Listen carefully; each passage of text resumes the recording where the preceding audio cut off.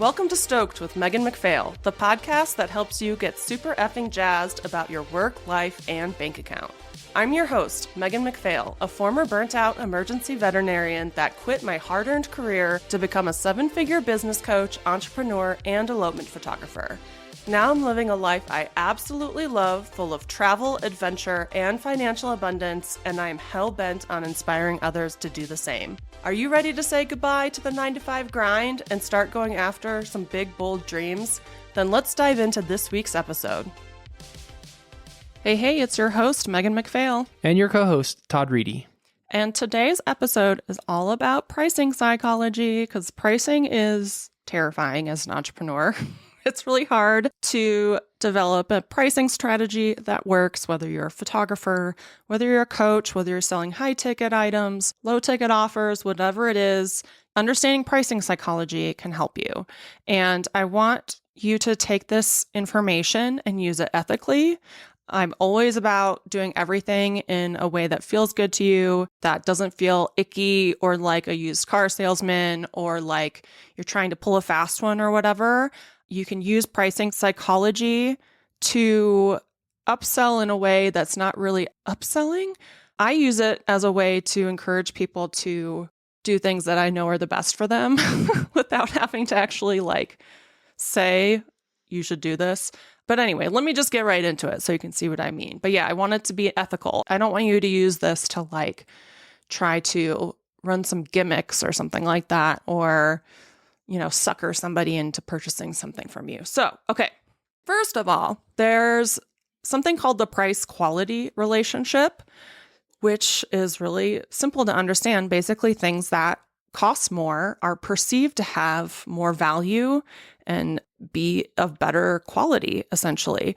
So when you charge more for a service, if everything else is unavailable to them and they see your price compared to somebody who charges way less, they are going to assume that the quality of your product or offer or service is better than the lower priced product. So this is important to understand for a lot of people, especially photographers who are working with people with very low budgets and price hagglers and are getting grief about how much they charge for things, that there are plenty of people out there who seek out higher priced services and products because they assume the quality is better. So for example, if you look at hotels, there's budget hotels. I've stayed in a ton of them to try to save money, like Motel 6, no frills, sketchy neighborhood, $40 to $60, depending on what city you're in.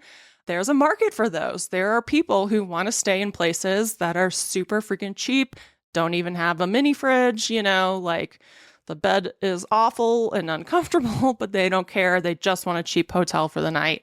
And that's been me on multiple occasions. There are also hotels, mid-range hotels, like DoubleTree or Hilton or Holiday Inn. Yeah, Holiday Inn. I mean, they have a pool. They have a free breakfast. Nicer beds, nicer linens. I mean, there are some people who would never be caught dead at a Motel 6 and will only stay at those mid-range hotels. And then there's hotels and resorts and super fancy places that cost, thousands of dollars a night. So we're talking about 5-star hotels where you have the concierge that calls you Mr. Reedy and Ms. McPhail, and they help you with everything, and you have to tip people, and it's beautiful and it's stunning and it's a whole experience, and you are definitely going to splurge on that hotel. All those things exist, right? But people I work with, I don't want you to be the Motel 6. Some things, sure, you can be the Holiday Inn, that's a step up, and you don't necessarily have to be Amangiri, which charges $4,000 a night, or, some other resorts that are $5,000 a night out in St. Lucia or whatever. You don't necessarily have to be those, but just remember that there are lots of people that do want to spend money on an experience, and they don't want Motel 6s. Another example is champagne.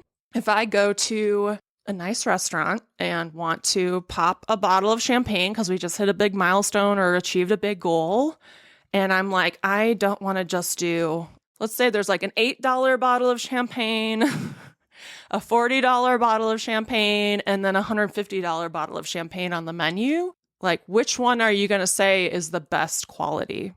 The most expensive one, just Right. kind of by default, right? Yeah, it's not the $8 one. So just by price alone, they are going to make judgments, right?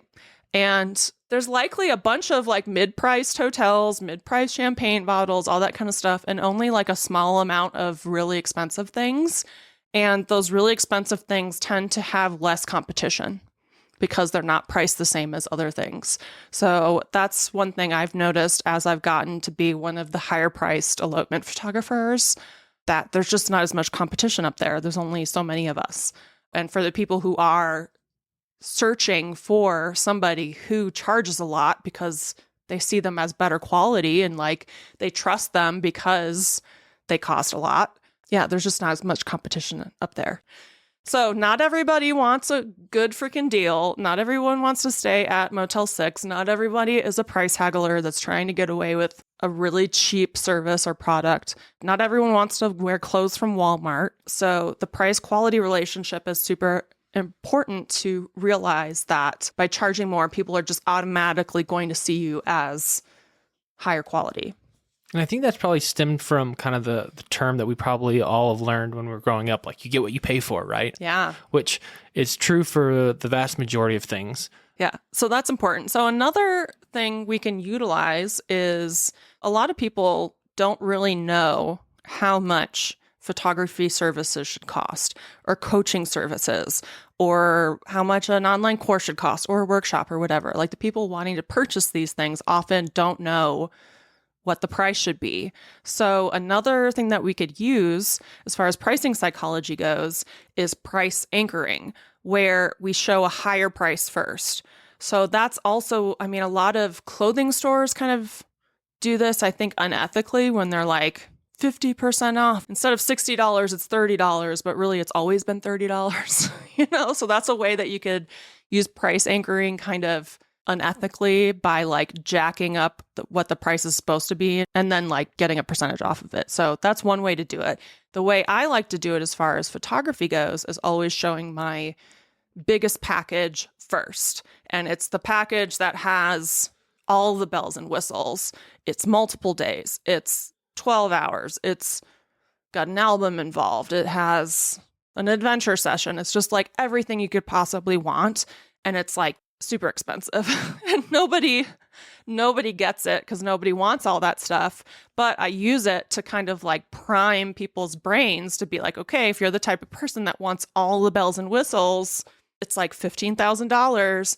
But what most people get is this package, which is the next one, which is, I don't know, 8,000 or something. So that looks like such a better deal in comparison to the first one. So price anchoring is important. You can also do it with coaching services where you can show like, hey, like all of these things that you're getting in this coaching service individually would cost this much. But since you are like hiring me for this period of time, it's only going to cost this much.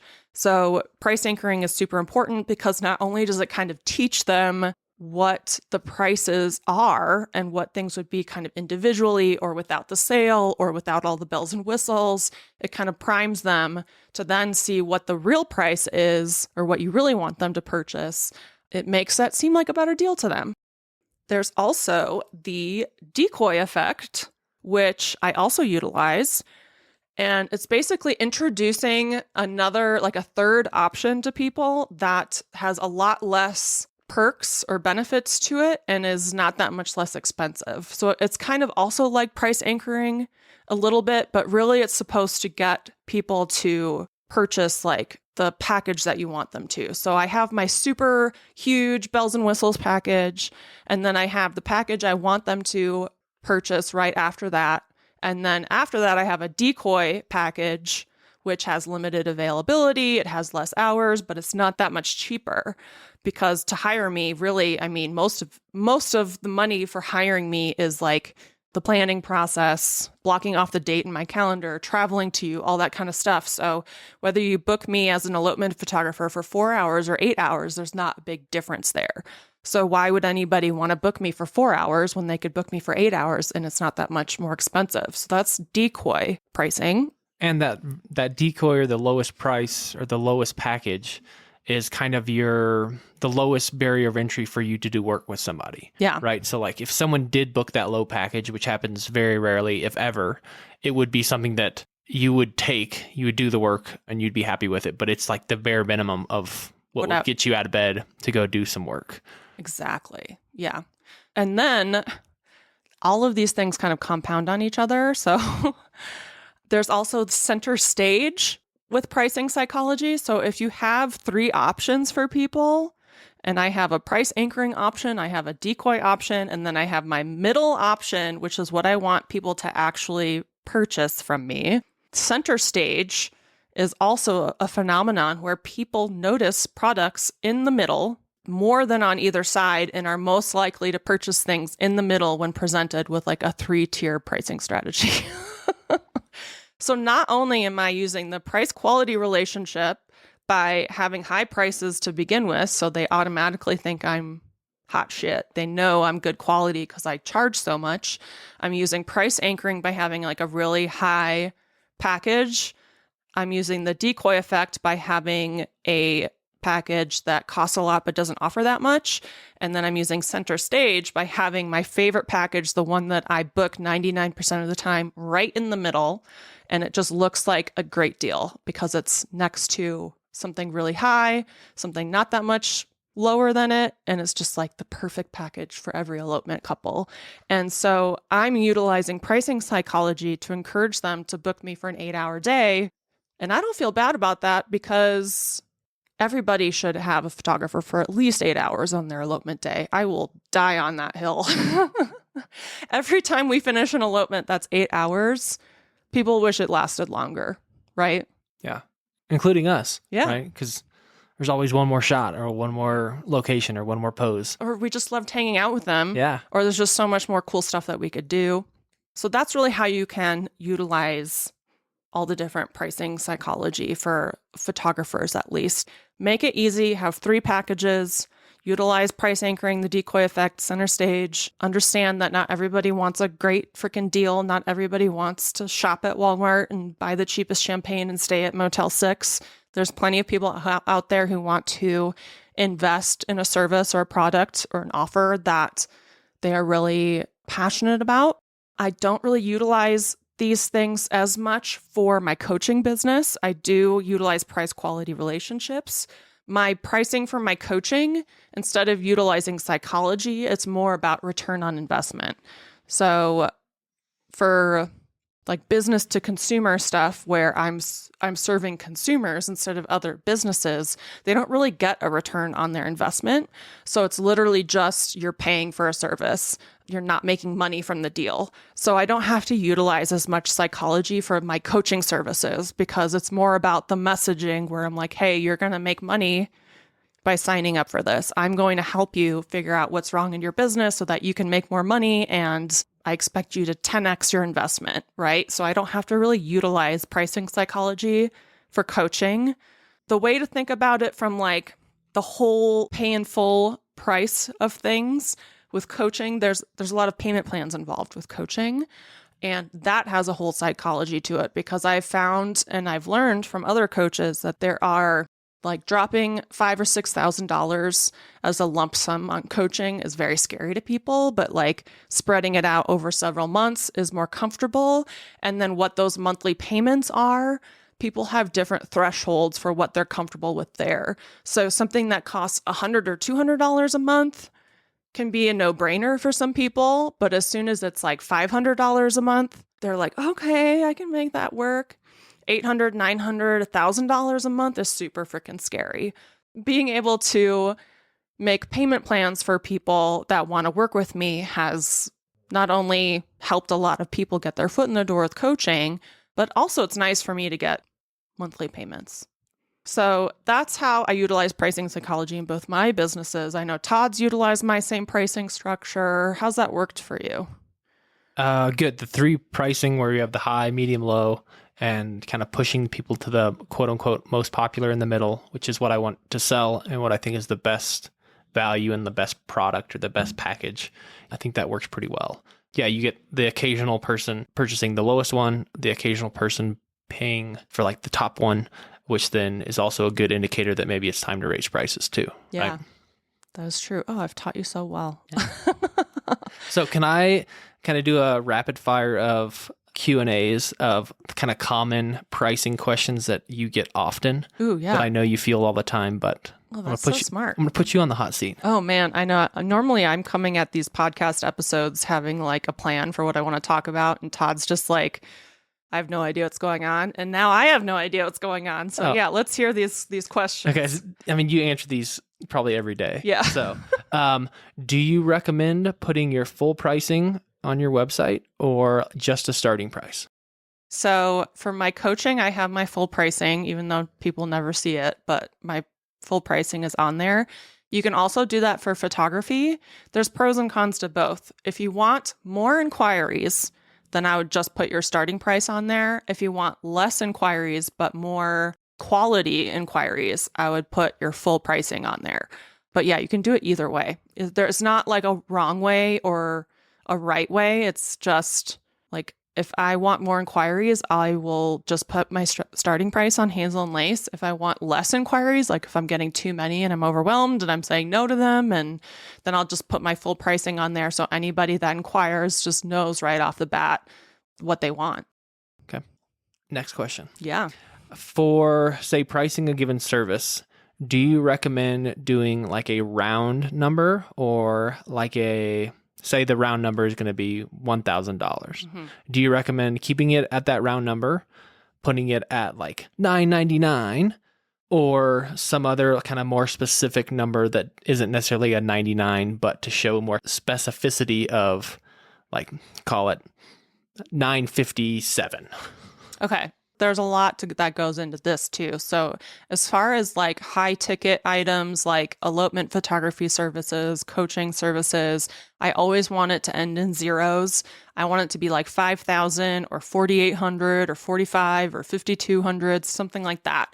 I always want it to end in zeros. That's kind of like luxury pricing, like these aren't things on sale for $19.99 or whatever. That cheapens the whole thing. And I don't want anybody doing that with their photography services, because photography is like the most important thing in the world. It shouldn't be cheap. It shouldn't be something that's like on sale. But things that are genuinely on sale or low ticket items, you can have them end in a 99 or 7 or something like that. So I often sell my low ticket items for $197 or $9 or $47. There's supposed to be something where people really love the 7s. I don't know why. I don't think it makes a difference if I sell something at 47 or 49. But yeah, any low ticket items, I do price them that way because they're typically a really good deal. Like I'm typically giving away a lot of information at a really cheap price. So I want to convey that in my pricing. Okay. Next question. Do you recommend, now this is like talking about services, kind of like a photography or videography. Do you recommend, I know we've talked about the big 3 packages. Mm-hmm. What are the pros and cons of doing those set packages versus kind of like an a la carte pricing where the couple or your client gets to choose kind of what exactly they want to build their own package? What are your thoughts on that? So my thoughts on that is that the couple will get overwhelmed with all their options and just dip. So you really don't want to overwhelm people, and people get overwhelmed super easy. You don't want to give them a lot of options. Like people want to just come to you and be like, I'm just going to get your normal thing. Like you tell me what I need because you're the expert. I'm not. I don't really know what I need. And if you just kind of like itemize everything out, you're not focusing so much on the experience. You're focusing on the price points of everything. So for me, in my middle package, I don't sell it as 8 hours and blah, blah, blah. It's a day where we can go to multiple locations. We can pivot spontaneously if we want to. We can hit up a brewery in the middle of the day. We can take our time to take in the views and not be rushed at all and just have no stress. And like my couples aren't going to wear watches. I'm going to take care of the timeline, and it's this activity, it's that location. Like it's truly an experience that I'm selling. It's not the individual items, you know? So I don't like that. I think it overwhelms people, and I think it loses sight of what the day is really about, which is not like, well, I want 2 hours and then I want this small album and then I want an adventure set. I don't know. Like that just feels weird to me. Yeah. And it's you're like valuing and like conveying the importance of like the experience as opposed to just like a grocery list of like, these are the things that you need to have, you know, item 1, item 2, item 3, like a grocery list. Yeah. So, and I know best. Couples might come to me thinking they know what they want. Mama Megan knows what they want.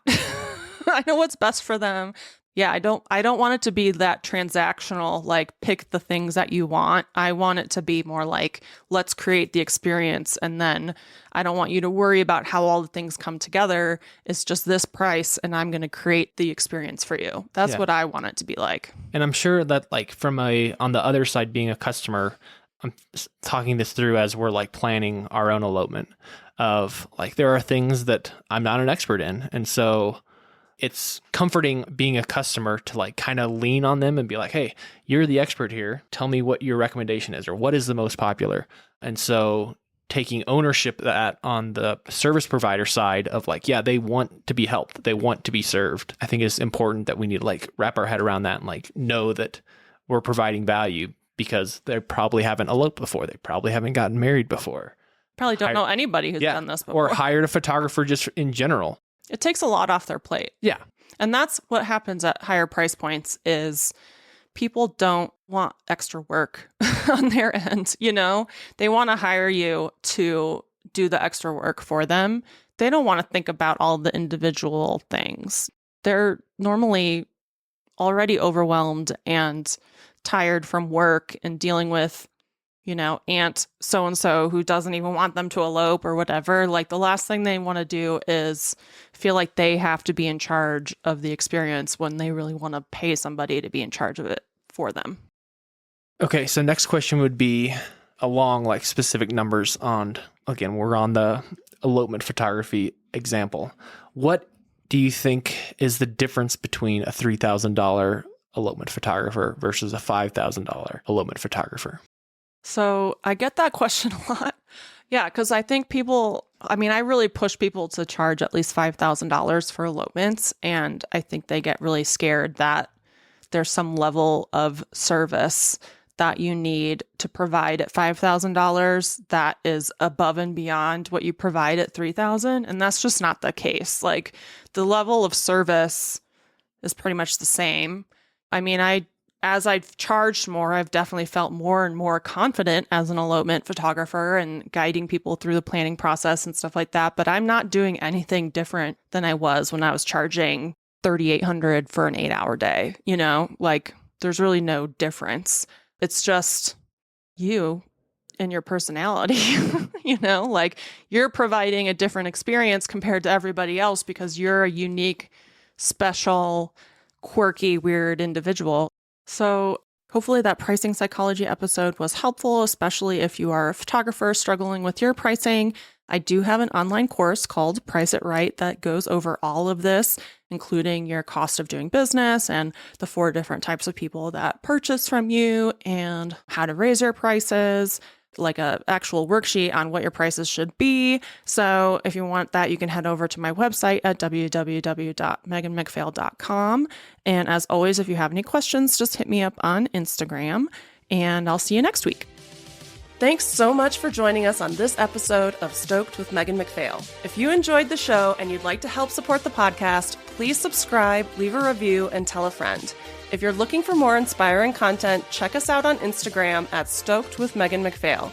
And to learn more about my business coaching and how I can personally help you quit your 9-to-5, visit my website at meganmcphail.com. I hope this leaves you feeling stoked. See you next week.